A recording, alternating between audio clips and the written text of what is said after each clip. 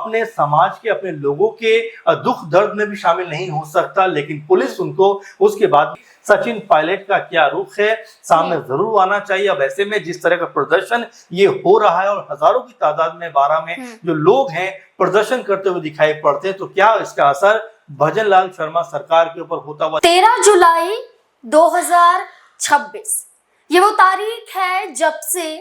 राजस्थान में निर्दलीय चेहरा नरेश मीणा गिरफ्त में है, जेल में बंद है और अब मांग की जा रही है हजारों समर्थकों की कि नरेश मीणा को रिहा किया जाए। मांग की जा रही है समर्थकों की कि आखिरकार कब तक नरेश मीणा को गिरफ्त में रखा जाएगा, क्यों इस पर जल्द से जल्द कार्यवाही नहीं होती है, जल्द से जल्द फैसला क्यों नहीं सुनाया जाता है। और ये तक समर्थकों द्वारा कहा जा रहा है कि जानबूझकर उन्हें फंसाने की कोशिश की गई है, जानबूझकर उन पर आरोप लगाए गए हैं और नरेश मीणा किसानों का मुद्दा उठाते हैं, नरेश मीणा किसानों के लिए प्रदर्शन तक करते हैं, उनकी आवाज बनते हैं, राजस्थान में हर एक युवा की आवाज बनते हैं, इसलिए उन्हें जानबूझकर जेल में बंद किया गया है। इन तमाम मांगों के साथ 12 में लगातार हजारों की संख्या में समर्थकों ने मांग की कि नरेश मीणा को रिहा किया जाए। न सिर्फ नरेश मीणा बल्कि बीजेपी के पूर्व विधायक कंवर लाल मीणा की रिहाई को लेकर भी जन आक्रोश देखा गया। इस आंदोलन के बीच में, इस प्रदर्शन के बीच में क्या राजस्थान में एक और बड़ा मुद्दा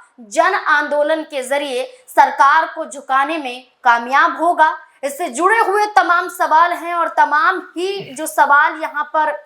बन रहे हैं उन पर चर्चा करेंगे और वरिष्ठ सहयोगी अमन जी हमारे साथ मौजूद हैं। सर, जिस तरह से नरेश मीणा पर मुकदमा हुआ था, कंवर लाल मीणा पर मुकदमा हुआ था, हम नरेश मीणा पर बात करेंगे पहले, क्योंकि रहे तो कांग्रेस का चेहरा हैं लेकिन हर बार निर्दलीय उतरे हैं, जीत तो हासिल नहीं कर पाए हैं लेकिन वोट प्रतिशत अच्छा खासा उनका रहा है, किसानों के बीच में, आम लोगों के बीच में एक अच्छी पकड़ रखते हैं। लेकिन आज नरेश मीणा जेल में बंद है और उनकी रिहाई की मांग के लिए मीणा समाज के लोग 12 में प्रदर्शन करते हुए नजर आए, मार्च निकालते हुए नजर आए और उनका ये कहना है कि उनकी मांग को मान लिया जाए, नरेश मीणा को रिहा किया जाए। अगर ऐसा नहीं होता है तो ये आंदोलन बड़े स्तर तक जाएगा। क्या लगता है कि नरेश मीणा पर जिस तरह के आरोप लगे हैं,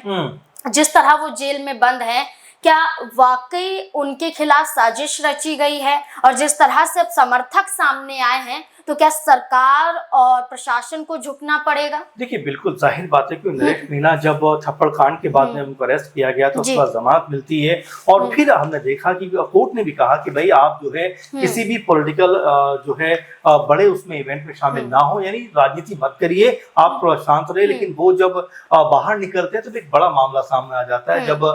जो है स्कूल गिरने से कुछ बच्चों की मौत हो जाती है, उसके बाद में एक बड़ा धरना प्रदर्शन भी होता है और वहां पर जाकर वो शामिल होते हैं और ये कहते हुए नजर आते हैं कि भाई क्या मैं अपने समाज के, अपने लोगों के दुख दर्द में भी शामिल नहीं हो सकता, लेकिन पुलिस उनको उसके बाद में अरेस्ट कर लेती है और तब से लगातार बाहर निकलने की जो जद्दोजहद है वो यहाँ पर देखने को मिलती है। उनके समुदाय या तमाम राजस्थान के जो लोग हैं वो ये चाहते हैं कि भाई नरेश मीणा जो है वो सलाखों के बाहर आए, इसीलिए 12 में लगातार जिस तरह का प्रदर्शन हो रहा है और जिस तरह की आवाजें बुलंद हो रही है, उससे ऐसा लगता है कि भजन लाल शर्मा सरकार के ऊपर ये दबाव बनाने का प्रयास किया जा रहा है कि भाई नरेश मीणा को कम से कम अब तो आप सलाखों के बाहर निकालिए, अब तो उन्हें जेल से रिहा कराइए, क्योंकि इतने लंबे वक्त से जेल के अंदर बंद रहना आखिर मकसद क्या है, आखिर ये कोई तरीका क्या है, इस तरह की बात। लेकिन सवाल नरेश मीणा पर नहीं खड़ा होता है क्या सर? जब राजस्थान हाई कोर्ट ने आपको जमानत दे दी, एसडीएम को जो थप्पड़ मारा था इस कांड पर, इसके बाद आपको हिदायत दी गई थी आप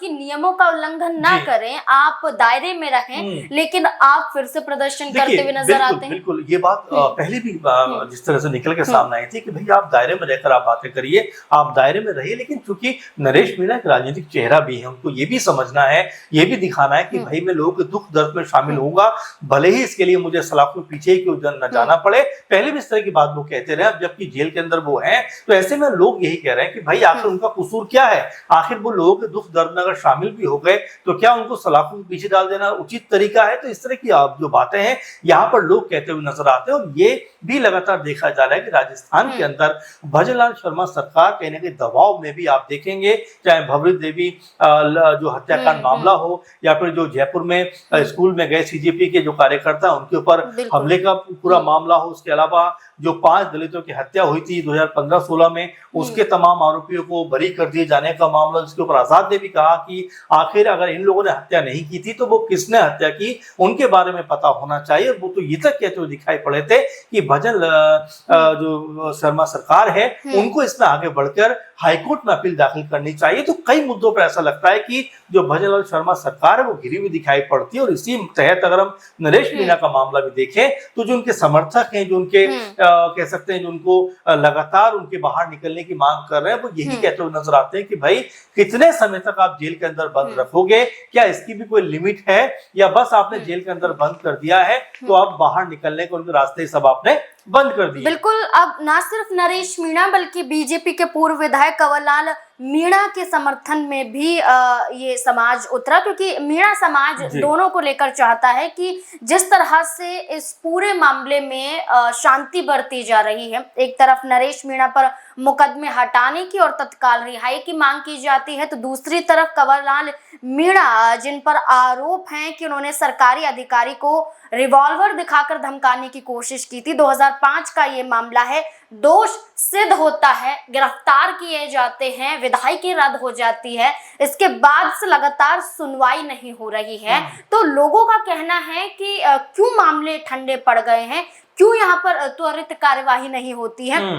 इस मांग के साथ भी समाज नजर आया और प्रदर्शन करता हुआ देखा गया। लेकिन अगर हम बात करें कंवरलाल मीणा की, ये बीजेपी के पूर्व विधायक हैं, इनके लिए समाज उतरा। समाज ये नहीं चाहता है कि किस पार्टी का है, समाज ये चाहता है कि उनके समाज के लोग हैं तो हम यहाँ पर उतरे, जैसे विश्नोई समाज के लोग भवरी देवी के इंसाफ के लिए आते हैं। लेकिन हम यहाँ पर बात करेंगे कांग्रेस के सचिन पायलट को लेकर, क्योंकि जो नरेश मीणा है ये इनके समर्थकों में गिने जाते हैं। कांग्रेस में रहकर कई बार सीटों की मांग की उन्होंने, 2023 में की, उपचुनाव में की, कांग्रेस भरोसा नहीं जता पाई, लेकिन सचिन पायलट क्यों खामोश है, ये बड़ा सवाल बन जाता है। क्या कहना है? देखिए, जाहिर बात है कि सचिन पायलट आने वाले दिनों के सबसे बड़े चेहरों में शुमार किए जा रहे हैं कांग्रेस पार्टी को, और यहाँ तक कहा जा रहा है कि इस दफा उनको कांग्रेस पार्टी मुख्यमंत्री का चेहरा बनाएगी। तो ऐसे में नरेश मीणा जो लगातार ये भी देखा गया है कि उनके समर्थकों में से रहे, उनके चहेतों में से रहे, तो ऐसे में सचिन पायलट को भी इस पूरे मुद्दे के ऊपर अपनी राय रखनी चाहिए, क्योंकि जो मीणा समुदाय के लोग हैं जिस तरह का प्रदर्शन यहाँ पर कर रहे हैं, चाहे कुंवर मीणा को लेकर हो या फिर हम नरेश मीणा की बात करें, दोनों को लेकर ये बात कर रहे हैं कि भाई चाहे वो बीजेपी के भले हो, लेकिन उनको भी आप बाहर निकालिए, उनको भी कब तक आप सलाखों के पीछे रखेंगे। साथ में नरेश मीणा को लेकर यही आवाजें बुलंद करते हुए दिखाई पड़ते हैं, क्योंकि सचिन पायलट जो है वो जिस तरीके के नेता हैं, जिस तरीके के बयान देते हैं, जिस तरह की राजनीति करते हैं, वो बाकी नेताओं से उनको अलग खड़ा भी करती है। वो हर मुद्दे के ऊपर अपना जो ओपिनियन है वो निष्पक्ष रखते हुए दिखाई पड़ते हैं और बड़ा अहम तरीके से जानकारी साझा करते हैं। लेकिन यहाँ पर नरेश मीणा चूंकि इतने लंबे वक्त से अब जेल के सलाखों के पीछे हैं, तो जाहिर बात है कि उनको लेकर भी सचिन पायलट का क्या रुख है सामने जरूर आना चाहिए। अब ऐसे में जिस तरह का प्रदर्शन ये हो रहा है और हजारों की तादाद में 12 में जो लोग हैं प्रदर्शन करते हुए दिखाई पड़ते हैं, तो क्या इसका असर भजनलाल शर्मा सरकार के ऊपर होता हुआ दिखाई पड़ेगा? क्योंकि मैंने आपसे ये बात पहले भी कही कि कई मुद्दों पर इस समय भजनलाल शर्मा जो है वो घिरे हुए दिखाई पड़ते हैं। ऐसा लगता है कि इन मामलों के तहत कहीं ना कहीं वो फंसे हुए दिखाई पड़ते हैं, जिसमें जो 5 दलितों की हत्या हुई थी उसके ऊपर जो फैसला आया उसको लेकर भी चंद्रशेखर आजाद ने सीधे तौर पर कहा कि भाई जो मुख्यमंत्री है भजनलाल शर्मा, उनको हाईकोर्ट में अपील करनी चाहिए। भवरी देवी हत्याकांड को लेकर देखें तो उसमें भी कहीं ना कहीं लगातार दबाव सरकार के ऊपर बनता हुआ दिखाई पड़ता है। ऐसे में हम जयपुर वाला मामला देखें जहां पर स्कूल में सीजेपी की टीम जाती है, उनके ऊपर हमला हो जाता है। तो एक तरीके से मुख्यमंत्री तमाम मामलों में घिरे हुए दिखाई पड़ते हैं और इसी बीच में नरेश मीणा का मुद्दा भी निकल कर सामने आता है कि इतने जो है लोगों के बीच में अच्छी खासी उनकी लोकप्रियता भी, अच्छा खासा उनका वोट प्रतिशत भी है। जीत हारे हों ये अलग बात है, लेकिन लोगों के बीच में अच्छा खासा उनका